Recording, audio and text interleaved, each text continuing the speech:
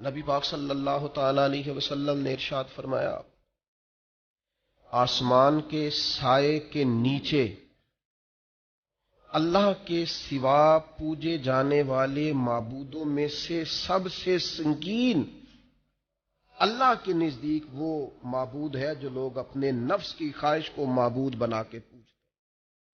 رب کہتا ہے انہوں نے اللہ کے مقابلے میں معبود بنا لیا۔ کس کو؟ نفس کی خواہش کو۔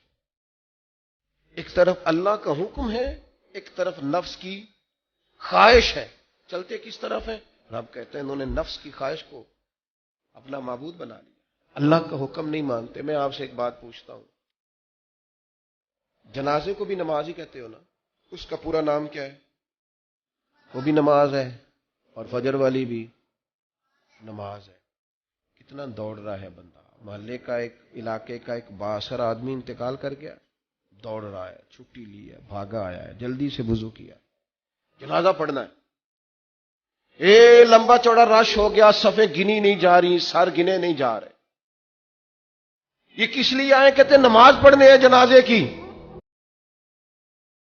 اگر تو آئے ہو نماز پڑھنے تو فجر بھی نماز ہی ہے، ظہر بھی نماز ہے، عصر بھی نماز ہے، مغرب عشاء بھی۔ اگر تو نماز پڑھنے آئے ہو تو بتاؤ یہ والی چھٹی تم نے 5 نمازوں میں کیوں نہیں لی؟ اگر تو آئے ہو نماز پڑھنے تو پھر بتلاؤ یہ والا اہتمام فجر میں کیوں نہیں ہوا؟ یہ تم نماز پڑھنے نہیں آئے، یہ ہم اللہ کے حضور حاضری دینے نہیں آئے۔ یہ وہ جو سیاسی رکھ رکھاؤ ہے، یہ جو ذاتی تعلق، یہ نفس کی عبادت ہے، یہ اللہ کی عبادت نہیں ہے، یہ خواہش نفس کی تکمیل ہے۔ یہ رب کی عبادت، یہ تو اپنے خواہش کے پیچھے دوڑے آئے ہو۔ مجھے بتلاؤ نا۔ ایک شاعر تھے، انہوں نے بات تو بڑی غلط کی، لیکن چلو بعض اوقات نصیحت کے لیے کچھ باتوں کو دہرا دینا چاہیے۔ پاکستان کے ایک معروف شاعر تھے، ان سے کسی نے کہا کہ آپ مسلمان ہیں؟ کہنے لگا آدھا مسلمان ہوں آدھا کافر ہوں۔ کس طرح؟ کہنے لگا اسلام کے اندر خنزیر بھی حرام ہے اور شراب بھی حرام ہے، لیکن میں خنزیر نہیں کھاتا، شراب پی لیتا ہوں، معاذ اللہ۔ کہنے لگا خنزیر سے مجھے نفرت ہے، شراب میں چھپ کے کئی کونے میں جا کے پیتا ہوں، تو آدھا مسلمان ہوا نا۔ کہ اگر تو میں دین کا حکم سمجھ کے نفرت کروں تو پھر جتنی خنزیر سے کروں اتنی شراب سے بھی کروں۔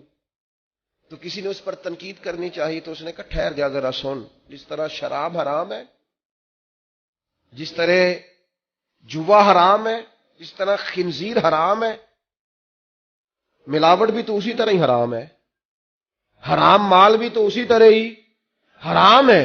یہ کیسی تمہارے نفس کی خواہش ہے کہ خنزیر نہیں کھاتے؟ کہتے ہیں کہ کسی علاقے میں ایک آفیسر تھا، تو وہ سب حرام مال اکٹھا کرتا تھا، تو کوئی کسی کی ضرورت ہی نہیں تھی اس سے بات کرنے کی۔ تو ایک بوڑھی اماں تھی، وہ بڑی حق بات کہنے کا مزاج رکھتی تھی، تو ان کی مرغی مر گئی، تو اس کے گلے پہ چھری چلا کے نا تو اس آفیسر کے گھر دے آئی دیسی مرغی۔ تو وہ شام کو شکریہ ادا کرنے آ گیا، کہنے لگا اماں کمال کر دیا، دیسی مرغی تو کسی کو دیتا ہی نہیں۔ کہنے لگے بیٹے نہیں، کمال والی بات نہیں، مر گئی تھی۔ تو وہ ناراض ہو گیا، کہنے لگا مر گئی تھی تو میرے گھر کیوں دے دی؟ کہنے لگی سارا محلہ جانتا ہے تو سارا حرام کھاتا ہے۔ تو میں نے کہا یہ کروڑوں حرام کھا گیا تو کوئی مشکل نہیں، تو ایک مرغی سے کیا تکلیف دے گی؟ تو وہ اللہ نے اس کے دل میں بات ڈالی، اس کو اثر ہوا، وہ رونے لگا، کہنے لگا بات تو ٹھیک کر رہی، کروڑوں روپیہ حرام کا آئے تو وہ چونکہ نفس پسند کر رہا ہے تو وہ ٹھیک ہے، اور ایک مرغی صرف چھری نہیں چل سکی مر گئی تو اس سے الٹی آ رہی ہے، کہہ رہی ہے، کیا مطلب ہے اس کا؟ وہ ہمارے ایک دوست ہیں، وہ کہتے ہیں ہمارے زمانے میں لوگ اس طرح کے پرہیزگار ہیں کہ ایک شخص کو ایک نیا جوتا مل گیا کہیں گرا ہوا، اس نے اس کا مالک ڈھونڈنا شروع کیا، کسی کا نیا جوتا گر گیا سڑک پہ تو ڈھونڈتا رہا، ایک پیر تھا، ڈھونڈتا رہا، وہ کس کا ہے بھائی، کس کا ہے؟